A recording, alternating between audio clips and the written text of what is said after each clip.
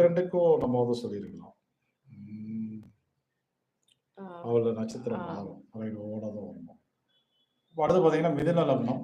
11ஆம் இடம் என்பது மேஷம். மேஷத்தின் அதிபதி செவ்வாய். ஸோ செவ்வாய்க்கு உண்டான முருகன், நரசிம்மரை வந்து உபாசன தெய்வமாக தயவுசெய்து பயன்படுத்தாதீங்க, அது வேண்டாம். அதுக்கு பதிலாக நம்ம என்ன பண்ணணும்னா நட்சத்திரத்துக்கு வந்துடுறோம். அஸ்வினி, அடுத்து பார்த்தீங்கன்னா பரணி, கிருத்திகை.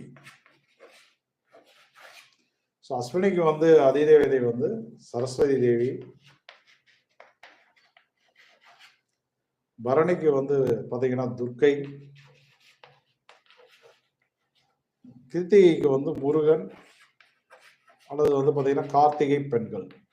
முருகனை வளர்த்த கார்த்திகை பெண்கள், அதை வந்து நம்ம வந்து பயன்படுத்திக்கலாம். ஸோ நீங்கள்